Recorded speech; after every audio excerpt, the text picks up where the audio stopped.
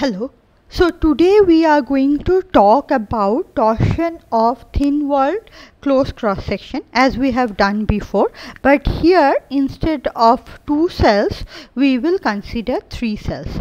You will see that the analysis that we are going to do is very similar or exactly similar as we have done in the earlier cases where the cross section has 2 cells. Nonetheless, it is important that we also solve the problem with 3 cells and see how we can translate what we have done for 2 cell very easily to a problem with 3 cells, and thereby can understand how it can be extended to even more number of cells.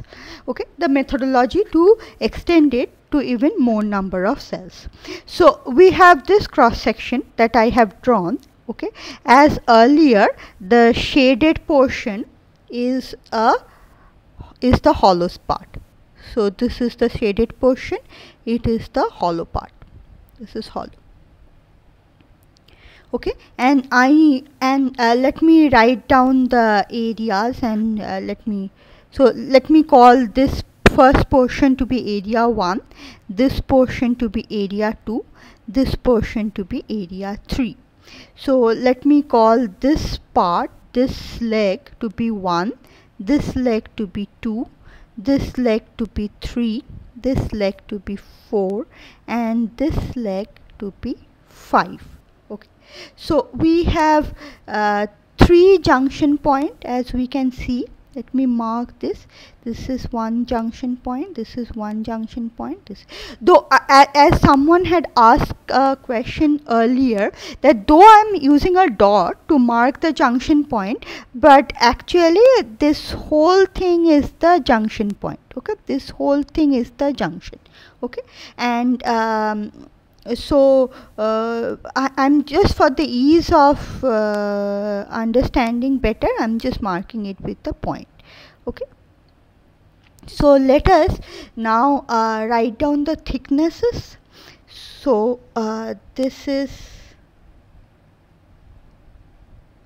let me call this as T1, this thickness to be T2,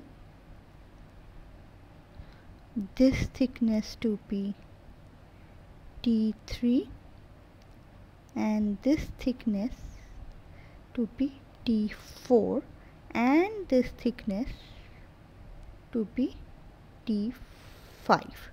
And let me also name the junctions. So let me call this junction as A, this junction as B, and this junction as C. Okay, now let me take this section of the deformed membrane XX. Okay, therefore deformed membrane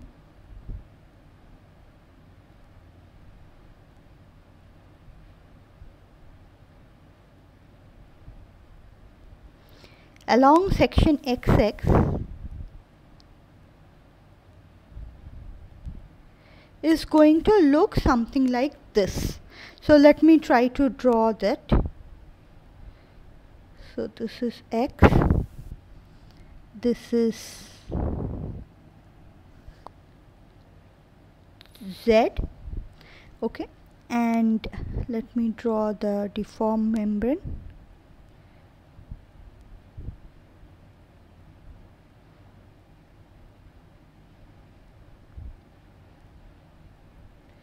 Okay, so this, let me call this as H1, this as H2, this as H3, and this as H4.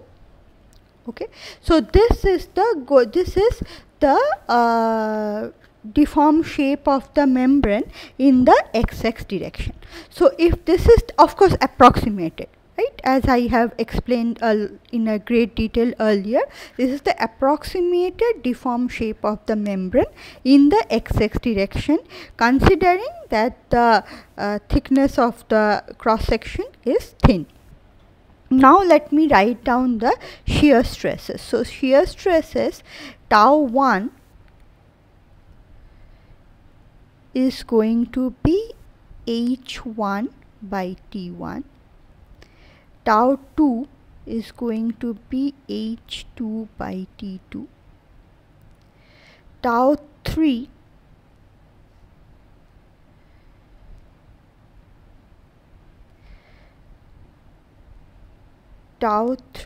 is going to be h3 by t3, and tau 4 is going to be h4 by t4. Okay, now let us we can perhaps understand that h4 from the geometry, that h4 is going to be h1 plus h2 plus h3. Okay, therefore tau 4 t4 is going to be tau 1 t1 plus tau 2 t2 plus tau 3 t3. Or in other words, I can write this as q4 is going to be q1 plus q2 plus q3. So this is an important expression. So let me just mark this and call this as equation 1. Okay, so I now see that shear flow in leg 4 is going to be the summation of shear flow in leg 1 or portion 1, portion 2 and portion 3. So therefore let us consider junction C. So at junction C,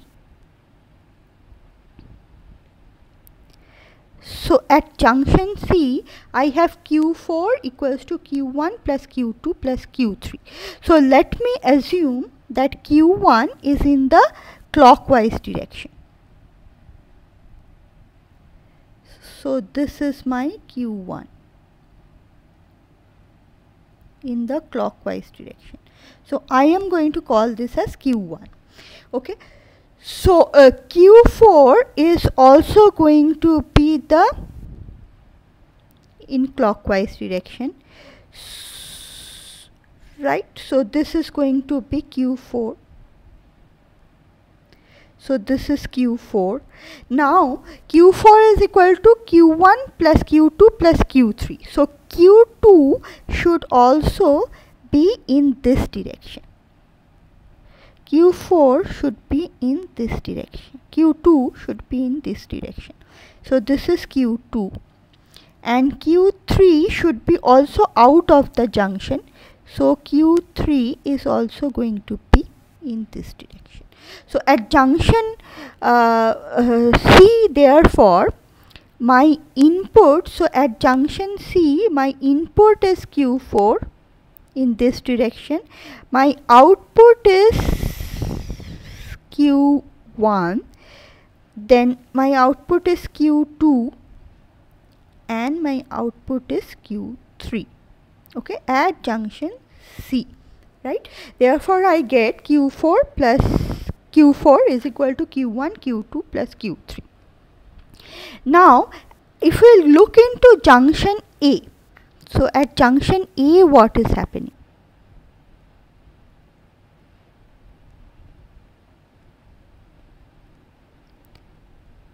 So at junction A I have q5. So what is going to be q5? So I will have q5 in portion or leg 5. So at junction A the input is going to be, so the input is q1 plus q2, okay, and output is q5. Okay, so I have q1 plus q2 is equal to q5. Okay, so I can in fact write q5 is equal to q1 plus q2. And therefore at junction B what do I see?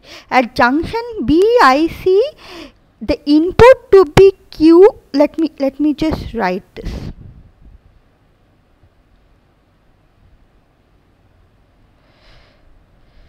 at junction B, let us see.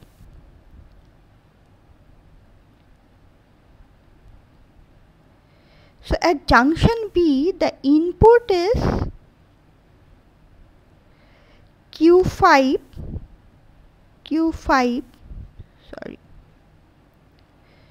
the input is Q5 plus Q3, okay, and output is Q4.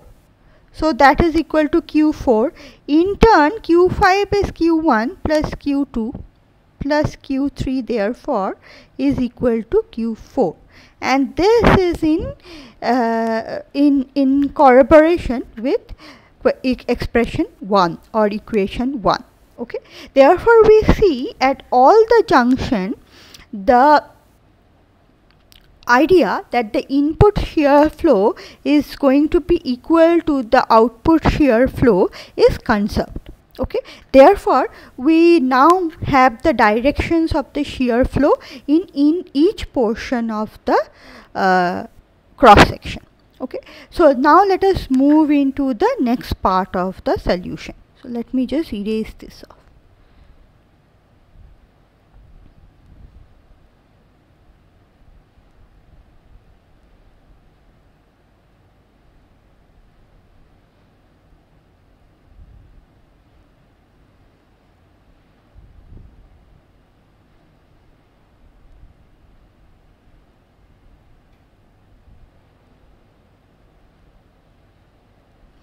Okay, so let me now, so first let me write down that Q1 plus Q2 plus Q3 is equal to Q4, which is my equation 1.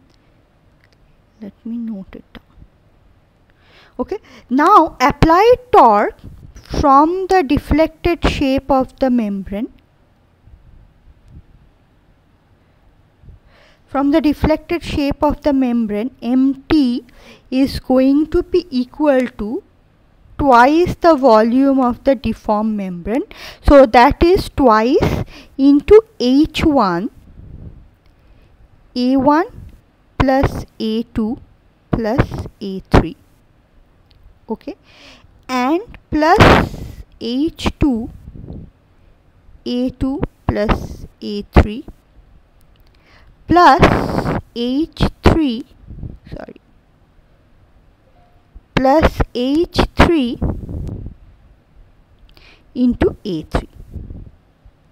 Okay, now what I am going to do is that in place of H3, I am going to write this as H4 minus H1 minus H2.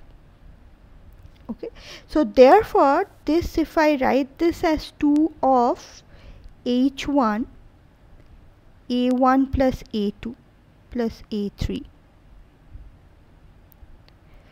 plus H2, A2 plus A3 plus H4 minus H1 minus H2 into A3.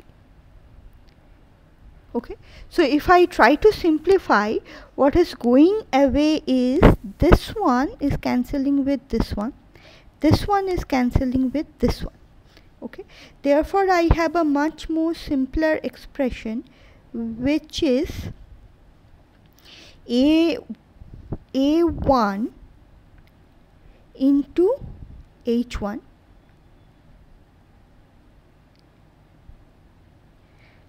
plus A2 into H1 plus H2 and A3 into H4. Okay, so this is my second expression. Okay, so I get my applied torque MT in terms of 2 into H1, H2, and in terms of the areas which we know, and the height which can be expressed in terms of the torque. So let me write this down separately, and I can write MT is equal to 2 A1 tau to H2 plus A2 tau 1, sorry, I made a mistake here, so this is tau 1 T1, sorry, tau 2 T2 plus tau 1 T1 plus tau 2 T2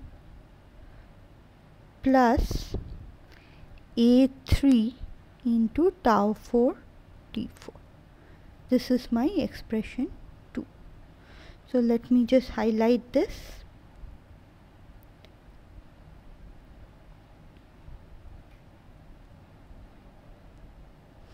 Okay, and therefore I now have the relation between the applied torque and the corresponding shear stresses in the different portions of the cross section. Okay, now let us move into Bret-Bethe theorem and let us see how are we going to apply that.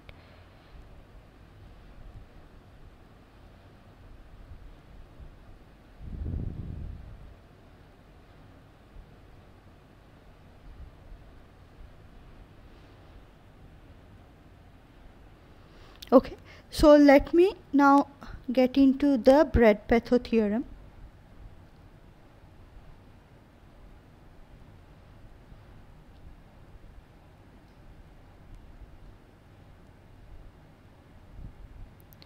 Which states that your tau ds is going to be 2GA theta. So let me just for cell 1 what am I going to get? For cell 1 we have this.